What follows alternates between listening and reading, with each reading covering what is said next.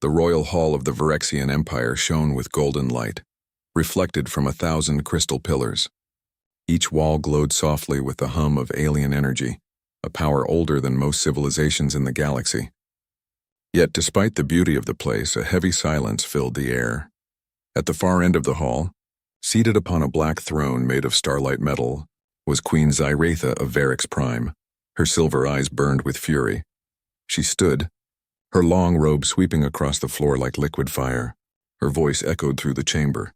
"Who," she thundered, "dared to touch my armor?" The nobles and guards fell to their knees, trembling. None dared to speak. The Queen's armor was not just a symbol of rule, that it was sacred. Forged during the Great War of the Stars, it had protected generations of Virexian monarchs. It was said to contain the spirit of the first queen herself. To touch it without permission was the same as touching the soul of the Empire. "Speak," she demanded again, her wings trembling with restrained power. A trembling guard stepped forward. "Your Majesty." It was a human. The hall gasped as if the air itself had been struck. A human? Impossible. The humans were not part of the Virexian Empire. They were newcomers to the galaxy, a small distant species from a blue planet on the edge of known space. Clever, yes, but fragile. No human had ever been allowed within the Queen's royal chamber, much less near her sacred relics. "Bring him in," the Queen commanded. The great doors opened.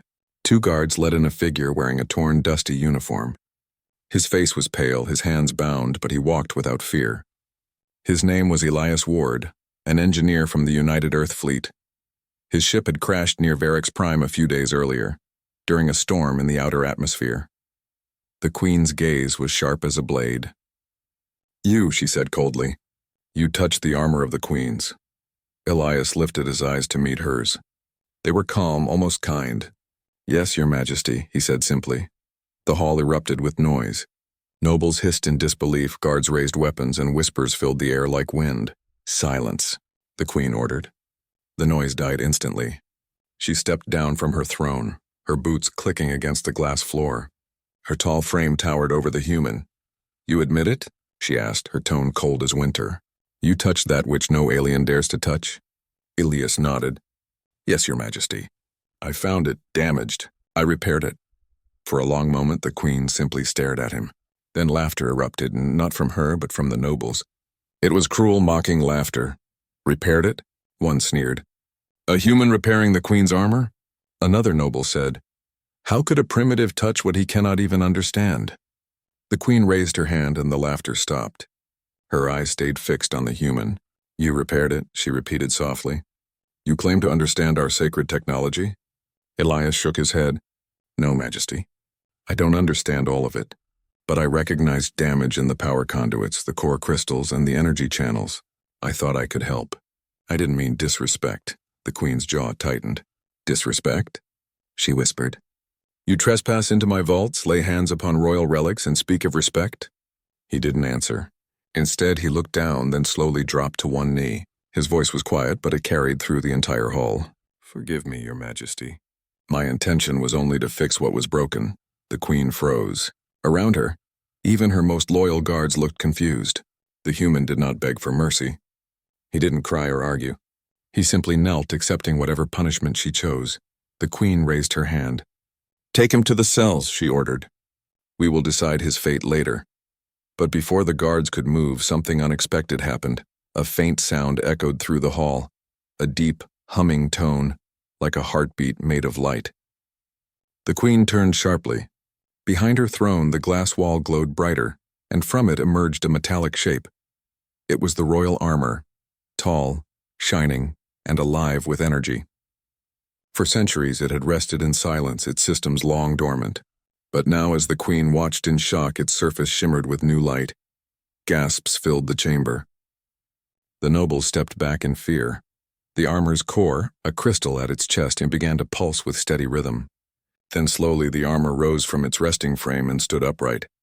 "It's active," whispered the royal engineer. "The armor lives again." The Queen's heart raced. "Impossible," she murmured. "It hasn't responded in 200 years." She turned toward Elias. The human still knelt, silent and humble. The glow of the armor reflected off his face. The Queen's anger turned to suspicion. "What did you do to it?"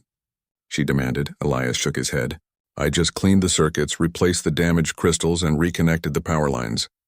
The systems were intact, just forgotten. Forgotten, she repeated softly, almost to herself. The royal engineer approached and examined the armor. His instruments confirmed it. Everything Elias had said was true. The circuits were repaired. The power flow was perfect. Majesty, the engineer said in disbelief. He speaks the truth. He did what even our best scientists could not. The queen stared at the human again. For the first time, her anger faded, replaced by curiosity. Rise, she said quietly. Elias stood slowly, unsure what would happen next. The queen stepped closer, her eyes scanning his face as if trying to read his soul. Do you know what this armor means? She asked. No, Majesty, Elias admitted. Only that it was broken, and that it should not be. Her expression softened for a moment, almost too quick to notice. Then her royal mask returned. You risked your life for something you did not understand. You entered sacred ground, touched forbidden relics, and acted without permission. Why? Elias thought for a moment, then said, Because where I come from, we fix things. It's what humans do. If something is broken, we don't leave it that way. The queen's lips parted slightly as if his words caught her off guard. There was no arrogance in his voice, no challenge, only honesty. For the first time in years, she felt uncertain. She looked back at her glowing armor. It stood tall, as if waiting for her. The hum of its power filled the hall like music. It was alive again because of this human. The court waited for her judgment. Would she punish him for his crime or reward him for his gift? After a long silence, the queen turned toward her guards. Take him, she said finally. But do not harm him. Elias bowed his head again. As you command. As the guards led him away, the queen turned back to the armor. Her reflection gleamed on its surface alongside the faint mark of human fingerprints left on the metal. Who dared touch my armor? She whispered again, but this time her tone was not filled with anger. It was filled with wonder. That night she could not sleep. Her mind kept returning to the image of the human kneeling before her, calm and unafraid, and to the way her armor had glowed when he was near. It was impossible, she told herself, and yet the impossible had happened. For the first time in 200 years, the armor of the queens lived, and it had responded not to her people, but to a human. The night sky above EpicSciFy shimmered with twin moons, their soft light falling upon the grand palace. The towers of the royal city glowed faintly with energy drawn from the planet's deep crystal veins. Every building was made from a strange metal that seemed alive, breathing, humming quietly, as if the world itself whispered secrets. Inside one of the lower chambers of the palace, Elias Ward sat quietly on a metal bench. His hands were still bound, but the guards had left him alone. The room was large and cold, with walls covered in glowing runes. He looked around with calm eyes. Despite being a prisoner on a world far from Earth, he felt no fear. His mind, as always, was busy trying to understand. He studied the walls, the symbols, the faint humming of energy through the floor. It was all technology, old, powerful, but familiar in some strange way. The door slid open with a hiss. A tall alien in dark silver armor entered, holding a tablet. His skin shimmered faintly blue under the lights, and his expression was careful but curious. I am Karn Vale, Chief Engineer of Her Majesty's Court, the alien said. You are Elias Ward from the human vessel Pathfinder, correct? Elias nodded. That's right. My ship crashed during a storm near your planet. I didn't mean to enter your vaults. Karn's eyes narrowed. You entered sacred grounds, human. Yet you repaired something no Varexian has been able to restore for centuries. How? Elias looked down for a moment. I didn't know it was sacred, he said honestly. I just saw broken machinery and tools lying around. The armor systems were covered in dust, power cores disconnected. I thought, maybe I could fix it. Karn tapped on his device, checking readings. Your methods are strange. You replaced crystal energy lines with improvised wire from your crash site. You even stabilized the armor's core without access to a containment field. That should have been impossible. Elias smiled faintly. Sometimes the universe doesn't care what's supposed to be possible. Karn stared at him for a long moment, then finally said, The Queen has ordered that you remain here until further notice, but she also demands a full explanation of your work. Prepare yourself. You will be brought before her soon. Elias nodded. Understood. Hours later, the Queen's throne room was filled again. This time the gathering was smaller. Only her close advisors, the royal engineer, and a few guards. The Queen sat upon her throne wearing a simple robe instead of armor. Her silver eyes remained cold, yet behind them glimmered curiosity. "Bring the human," she commanded. Elias entered, escorted by 2 guards. He bowed slightly. The Queen spoke first. "You claim you repaired what none of my kind could. Explain yourself." Elias looked at the armor now standing proudly beside the throne. Its glow was soft, steady, alive. He felt a quiet pride seeing it there, shining again after so many centuries. "I didn't repair it the way your people would," he began carefully. "Where I come from, we work with what we have. Your power conduits had decayed, but the core systems were still functional. The armor's main problem wasn't damage, and it was neglect. It just needed attention." Karn stepped forward. "Attention?" he asked. "Yes," Elias said. "It was like a machine that had been forgotten for too long. The circuits were covered in dust. The energy paths were misaligned. I cleaned, adjusted, and replaced what I could. I used my own ship's energy cell to start it again." The Queen's brows furrowed slightly. "And it responded?" "To you?" Elias hesitated. "It came online when I finished connecting the main core. Maybe it sensed power again. Maybe it just needed a touch." The nobles whispered among themselves, shocked by his simplicity. To them, the armor was sacred, mysterious, not something to be touched. The Queen raised her hand and the room fell silent. She stepped down from her throne and walked toward him slowly. Her wings shimmered faintly, reflecting light like glass. "Do you understand what that armor means to us, human?" Elias shook his head. "No, Majesty. I only know it mattered to you. I thought it should be whole again." The Queen's voice softened slightly, though her expression remained stern. "That armor carries the essence of every ruler before me. It is said to link our spirits across time. You fixed what was thought lost forever." She circled him slowly. "And you did it not for power, not for reward, but simply because you could not bear to see it broken." Elias met her gaze quietly. "Where I come from, we fix what's broken. That's all I know." The Queen stopped, studying him closely. He did not boast. He did not tremble. There was no greed in his eyes, only calm determination. After a long silence, she said, "You will remain in the palace. You are forbidden to leave, but you will not be harmed. You will speak with our engineers. I wish to understand how you did this." Elias bowed his head slightly. "As you command." The Queen turned to her advisor. "Assign him quarters near the forge. He may work, but under guard. And keep watch. If this is trickery, I will know." Karn bowed deeply. "Yes, Majesty." Days passed. Elias was given a small workshop near the palace forge, surrounded by alien tools and glowing materials he had never seen before. Yet his hands moved with steady skill. He learned fast, asking questions about Virexian technology, comparing it to human science and finding strange similarities. The engineers began to respect him. His simple ideas often solved problems they had struggled with for decades. He didn't demand payment or praise. He just worked, calm, focused, and quiet. Sometimes the Queen herself came to watch. She would stand in silence, observing the human as he repaired ancient devices and tuned forgotten systems. One evening, she approached him as he adjusted the armor's chest plate. "You work without fear," she said. Elias turned slightly. "I was an engineer on deep space missions. Fear doesn't fix anything." "You are far from home," she said. "Do you not wish to return?" He paused, tightening a bolt before answering. "Of course, Majesty. But until my ship is fixed, I'll help where I can." The Queen tilted her head. "You help a people who imprisoned you." Elias smiled faintly. "You're not the first rulers to misunderstand a mechanic." Her lips curved slightly, the closest she had come to a smile in years. "You speak boldly, human," he shrugged. "Honesty saves time." For a moment, the Queen studied him quietly. His confidence was not arrogance, and it was calm, earned through work and hardship. It intrigued her. When she turned to leave, she said softly, "Perhaps your kind are not as fragile as I was told." Elias didn't reply. But when she was gone, he looked at the armor again and whispered to himself, "And maybe you're not as untouchable as they think either." That night, alarms echoed through the palace. The Queen was called to the command tower.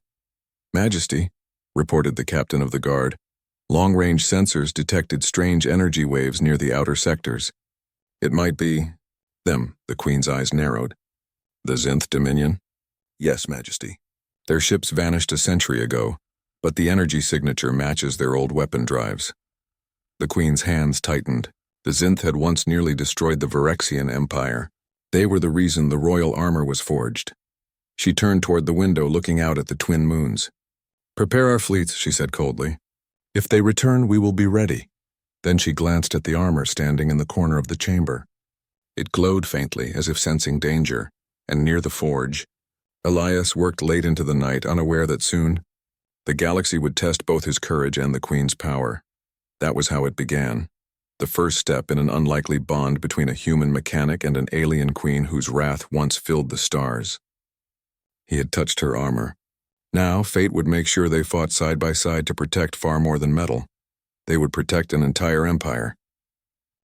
The royal city of EpicSciFy woke to the sound of alarms. Red lights flashed across the skyline as massive towers shifted into defense mode.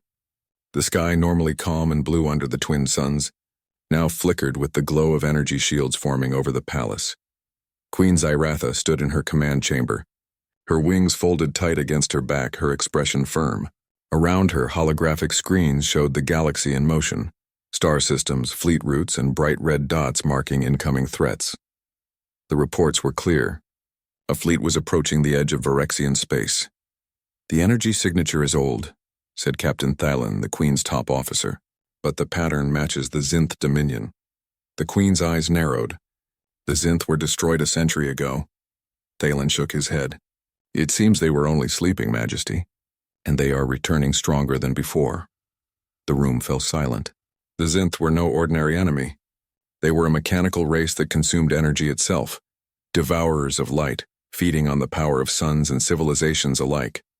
When they last attacked, millions had died. It was their war that forged the Queen's sacred armor. Now they were back. "Prepare all fleets," the Queen ordered, "and summon the engineers. I want the royal armor ready within the hour." Down in the forge, Elias Ward was already at work when the alarms began. The sound echoed through the metal walls, and moments later a guard rushed in. "Human, the Queen demands your presence. Bring your tools." Elias looked up from his workbench, calm as ever. He wiped his hands on a cloth and nodded. "I figured she might." He packed his small toolkit, human-made wrenches, modified scanners, a few spare crystal converters, and followed the guard. The hallways were full of rushing soldiers, shining drones, and flickering lights. The whole palace seemed alive, bracing for war. When he entered the command chamber, the Queen was standing before her armor. It shimmered faintly under the golden lights, glowing like a living being waiting for its master. She turned as he entered. "Human," she said, her tone sharp but not unkind. "Is my armor ready?" Elias glanced at it, then nodded. "All systems stable. Power core at full strength. The energy flow should respond instantly when you wear it." Karn, the royal engineer, added, "Majesty, his upgrades improved efficiency by 30%. The armor now channels power faster than our best models." The Queen studied Elias. "You did this?" He shrugged. "Just some adjustments. I used your crystal conduits but rerouted the secondary power lines. It'll make it react quicker, like instinct." Her silver eyes softened slightly. "You speak as if you understand my armor's spirit." Elias smiled faintly. "Machines have spirits too, Majesty. You just have to listen long enough." For a moment, the Queen said nothing. She turned to look at the glowing armor. Then slowly, she stepped forward and placed her hands upon it. The armor responded, light blooming from its core, metal plates shifting to embrace her form. As the final seal closed around her, the chamber filled with a deep hum. The energy in the air thickened. The Queen's voice came through the armor's speakers. "Clear, strong, commanding, ready the fleet," she said. "If the Zinth return, we will meet them head-on." Hours later, the Virexian armada launched from the palace docks. Giant warships cut through the void, surrounded by smaller fighters glowing like shooting stars. Elias watched from a viewing platform as the royal fleet disappeared into hyperspace. He stood beside Karn, who was checking readings from the Queen's armor remotely. "She is leading the battle herself?" Elias asked. Karn nodded. "Always. She is not only our ruler, she is our strongest warrior. The armor makes her more than mortal." Elias frowned slightly. "More than mortal still means she can be hurt." Karn glanced at him. You care for her safety? Elias looked out at the stars. I respect anyone who fights for their people. At the front lines, the Queen's fleet exited hyperspace and found the darkness waiting. The Zinth Dominion had returned indeed. Massive ships shaped like black claws floated among the stars. Their hulls absorbed light instead of reflecting it, leaving the space around them dim and cold. As soon as the Virexian fleet appeared, the Zinth ships opened fire. Energy beams of green and purple cut through the void. Explosions flared like dying suns. The Queen's voice echoed through every comm line. Hold formation. Do not let them divide our ranks. Her armor pulsed with power as she joined the battle in person, leading a strike force from the front. Each movement of her arm sent bursts of radiant energy through her troops' shields. Her armor didn't just protect her, it amplified the strength of every ship connected to her signal. But the Zinth were relentless. Their weapons drained power, stealing energy from Virexian shields. One by one, the outlying defense ships began to falter. Back in the palace, Elias saw the readings turn red. The battle was not going well. He ran to the command console and activated the armor's remote link. She's losing power, he said. The Zinth are draining the energy faster than her core can recharge. Karn shook his head. We can't send more from here. The long-range relay would collapse. Elias thought for a moment, then began typing commands rapidly. No, not if I reroute through the old forge conduits. The palace is sitting on an energy vein, right? I can use it. Are you mad? Karn exclaimed. You'll overload the system. Elias didn't stop. If we don't, she's dead. The guards hesitated, but Karn finally gave in. Do it, human. Elias worked fast. Sparks flew from the console as he bypassed limiters and redirected ancient circuits. The palace trembled slightly as the deep core awakened. Energy flowed through the link, bright, fierce, alive. Far away in the middle of the battlefield, the Queen's armor flared with sudden light. The Zinth weapons stopped draining. Instead, their beams bounced back, cracking their own shields. What happened? She demanded. Karn's voice came through her comms. The human, Majesty. He found a way to feed you power from the palace itself. The Queen's heart leapt. She could feel it, new strength rushing through her armor like fire in her veins. She raised her arm and unleashed a wave of light that tore through the nearest Zinth ship. It exploded into fragments, scattering across space like sparks. The fleet cheered. The Queen pressed forward, cutting through enemy lines. The once overwhelming swarm began to retreat under her renewed power, but she could feel the armor straining. Too much energy, too fast. She opened the comms again. Elias, you must stop the transfer. You'll burn the conduits. His voice came back through static. Not yet. You need a clear path. Finish it. Her jaw tightened. For a moment she said nothing. Then she whispered, Understood. The Queen pushed harder. The armor shone brighter than any star in that sector. The Zinth ships tried to flee, but her fleet trapped them between energy barriers. One by one, they were destroyed. Finally, silence fell. The Zinth Dominion's fleet was gone. The Queen returned to EpicSciFy hours later. The palace was quiet, its energy dimmed from the strain. She stepped out of her armor exhausted but victorious. But when she entered the forge, she froze. Elias was there, lying beside the console, unconscious, surrounded by burned cables. The machine still smoked faintly from overload. Elias, she called, rushing forward. Her guards followed, but she raised a hand. Do not touch him. She knelt beside him, checking his pulse. It was weak but steady. Relief washed over her. Karn bowed deeply. Majesty, he saved us all. Without his intervention, our fleet would have fallen. The Queen looked down at the human, her expression unreadable. He disobeyed my command and saved an empire. She stood slowly, her voice quiet but strong. Bring healers. Keep him alive. As the medics carried Elias away, the Queen turned toward her armor. Its glow was dim, but still warm. For the first time, she understood something she had not before. It had not been her power that turned the tide of the battle. It was his courage, his willingness to give everything for others. She whispered softly to the empty room. Perhaps humans are not as fragile as I believed. That night, the Queen stood alone on her balcony looking at the stars. The war was not over. The Zinth would return someday. But now she knew something new, that strength was not only found in armor or weapons, but also in those who refused to give up, even when they stood alone. And in the quiet of the night, She whispered a promise to herself. When he wakes, I will not call him prisoner. I will call him ally. The twin suns rose slowly over EpicSciFy, casting long golden beams across the city and palace. The sky burned with color, but the calm was only a mask. Far above, in the vast reaches of space, the Zinth Dominion fleet loomed like a shadow, its massive black ship stretching beyond the horizon. Queen Ziratha stood on the bridge of her flagship, the Starlight Empress, her armor gleaming in the sunlight. Each plate reflected the energy of the twin suns, but it was her eyes that glimmered brightest, sharp, determined, unyielding. Around her, the Virexian fleet prepared for war.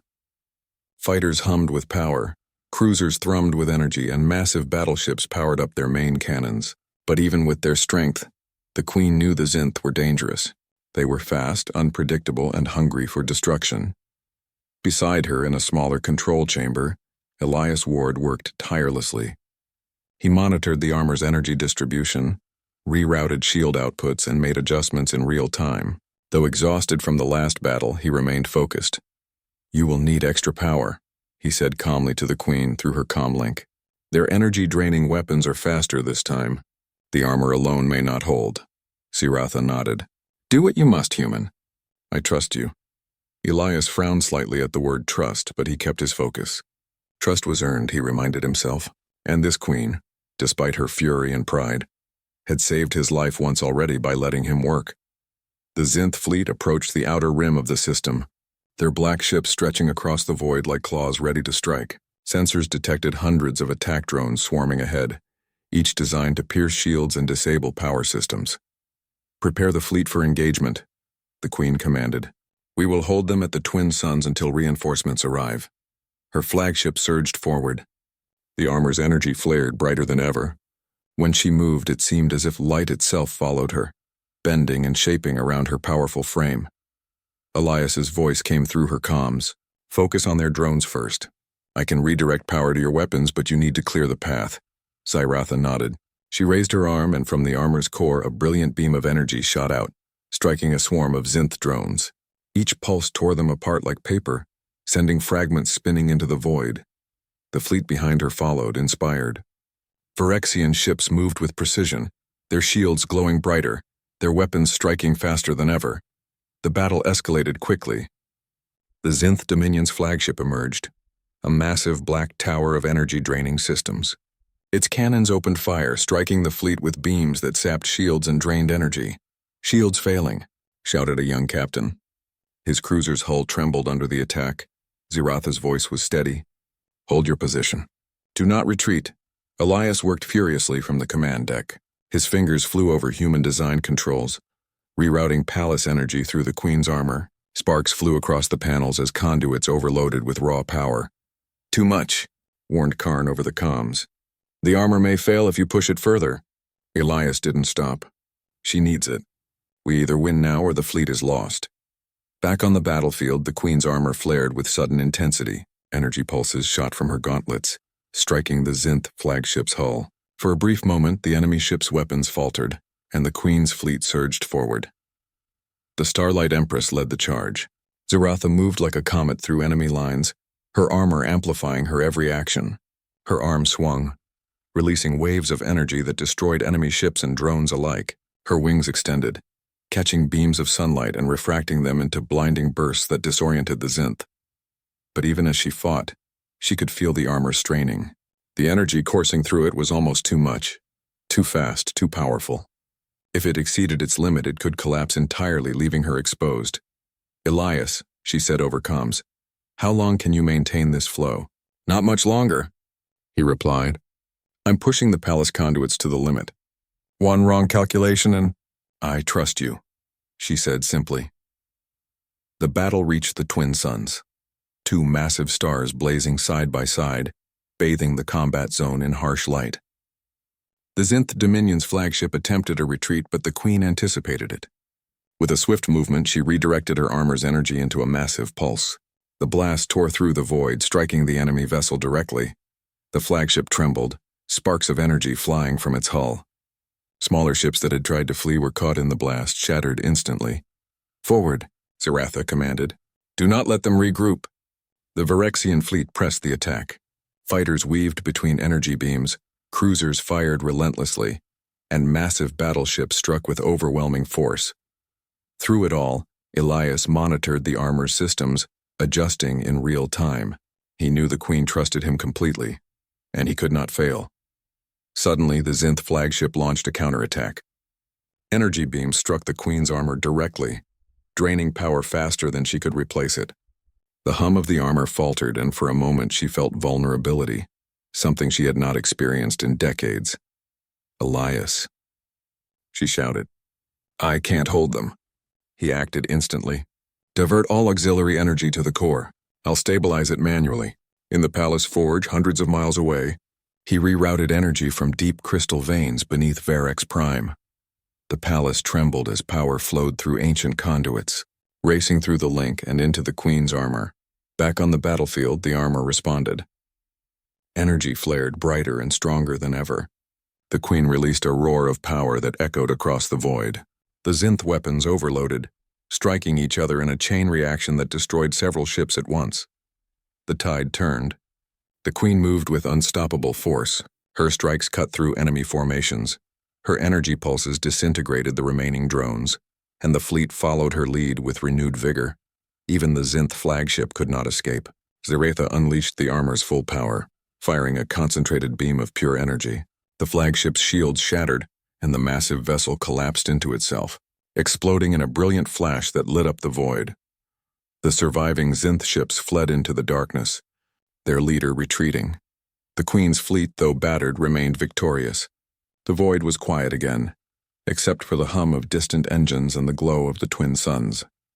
When Zaretha returned to VeRex-Prime, she stepped from her armor, exhausted but triumphant. The glow of the armor dimmed, returning to its resting state. Her silver eyes were sharp, but there was a softness now, a recognition of something she had not expected. She walked quickly to the palace, where medics and engineers were already tending to a figure near the control console. Elias lay on the floor, unconscious, surrounded by scorched cables and panels. The effort to stabilize the armor and the fleet had nearly destroyed him. "Bring him here," the Queen ordered. She knelt beside him, checking his pulse. Strong but weak, enough to make her heart race. "His actions saved the fleet," said Karn, bowing low. "Without him, the Verexian armada would have been destroyed." The Queen studied Elias quietly. He had risked everything, not for honor, not for glory, but for the survival of her people. She straightened, addressing the engineers and guards around her. "Take note. This human is no ordinary being. He is a craftsman, a warrior, and a protector. Treat him as one of our own." The room fell silent, the weight of her words settling on everyone present. Elias was carried to a chamber filled with warm lights and healing devices. The medics worked quickly, stabilizing his body and restoring his strength. Even as he slept, the Queen remained nearby. She touched the armor's chest plate lightly, feeling its warmth. Somehow, through all the danger and chaos, one truth had become clear. The battle had not been won by power or weaponry alone. It had been won because a human had dared to act where others feared, and because he had risked himself for a Queen he barely knew. That night, as the twin suns set, the Queen stood on her balcony watching the stars. The Zinth Dominion was gone, and for now, but she knew they would return. She whispered softly to herself, almost a vow, "Next time, we will fight together." And somewhere in the palace, in a quiet chamber, Elias Ward slept, the human who had turned the tide of a galactic war with courage, skill, and heart. The Queen's armor rested beside him, silent but alive, waiting for the battles yet to come. The palace of VeRex-Prime was quiet at dawn. The twin suns rose slowly, painting the towers with soft golden light. The battle against the Zinth Dominion was over, for now, but the city still bore marks of conflict. Smoke drifted from distant outposts, and some patrol ships had yet to return. Inside the palace, Elias Ward stirred awake. His body was sore, and his hands ached from the strain of controlling the armor remotely during the battle, yet his mind was calm. He sat up slowly, noticing the faint glow of the Queen's armor resting nearby. It was silent, dormant, but he could feel its presence, almost as if it was waiting to respond again. A soft voice called from the doorway, "Elias." He turned to see Queen Zaretha walking toward him without her armor. Her robes swayed with quiet elegance, her silver eyes reflecting both authority and curiosity. She paused, studying him carefully. "You saved my fleet," she said simply. "You saved my people." Elias shook his head slightly. "I did what I could." "The armor. It helped too." She approached and sat across from him. "Do you know what you have done?" she asked. "Your actions today will be remembered for centuries, not just as the human who fixed my armor, but as the one who changed the course of the Virexian Empire." He shrugged modestly. "I only did what any human would. We fix what is broken. That's all I know." The Queen studied him quietly for a moment. Then, unexpectedly, she smiled. A small, faint smile, but one that made her look almost human. "You speak simply," she said, "but your deeds carry more weight than any noble decree. You have proven yourself beyond what I imagined possible." Elias blinked, unsure how to respond. It was rare for anyone, much less an alien queen, to speak to him with such honesty and respect. "Rise," she said finally. "You are no longer a prisoner." He looked at her in surprise. I don't understand." "You are free," she explained. "You may move through the palace as you wish and you will not be harmed. More than that, I want you to remain here. We need your skills and I trust you." The word trust made Elias pause. It was not just permission to stay. It was an acknowledgement, something he had never expected from a queen who had first shouted at him for touching her armor. "I accept," he said finally, bowing his head. Over the next few days, Elias worked alongside the royal engineers. Together, they repaired the palace systems damaged during the battle, improved energy conduits, and strengthened defenses. Despite the alien technology, he adapted quickly, finding ways to enhance the Virexian systems with human ingenuity. Queen Zyratha visited him often. At first, she watched silently as he worked. Later, she began asking questions, not about the technology alone, but about him. "Where are you from?" she asked one morning as he tuned a crystal energy relay. "Earth," he replied. "A planet far from here. Humans live there. We explore space, sometimes carefully, sometimes recklessly." She tilted her head. "And your people? Are they strong?" Elias smiled faintly. "We survive. That's what matters. We may not have armor like yours or weapons like yours, but we endure." The Queen's silver eyes softened. "Endurance. I understand that now." From that day forward, a quiet bond formed between the Queen and the human mechanic. They did not speak much of titles or politics. Instead, they spoke of ideas, strategies, and the small things, the rhythms of energy, the patterns of machines, and the courage it took to act when others could not. Weeks passed. The Virexian Empire repaired what had been damaged and prepared for potential return of the Zinth Dominion. The Queen, now wearing her restored armor, trained with her warriors and tested her new energy enhancements. Elias stood by her side not as a servant, but as a strategist and engineer, one whose insight saved countless lives. One evening, on the balcony of the palace, the twin suns dipped below the horizon, turning the sky into brilliant shades of orange and violet. The city hummed quietly as people celebrated the recent victory. The Queen stood next to Elias, silent for a long time. Finally, she spoke. "You know," she said softly, "when I first saw you kneel before my armor, I thought you were just a foolish human. I expected fear, lies, or pleading." Elias shook his head. "I only knelt because I knew what I had done might anger you. I did not expect trust or respect." Her lips curved faintly. "I have learned that strength is not always in power or authority. Sometimes it is in courage, humility, and the willingness to act for others. You have taught me that." He looked at her, surprised at the sincerity in her voice. "I only did what I would want someone else to do for me." The Queen's eyes reflected the twin suns. "Perhaps that is what makes humans remarkable." For a moment, they stood quietly together, watching the stars emerge one by one. The galaxy was vast and dangerous, but in that moment there was peace. Not long after, the Queen summoned a council of the Empire. Nobles, military leaders, and engineers gathered, their eyes curious and cautious. At the center of the chamber, Queen Zyratha made an announcement that stunned them all.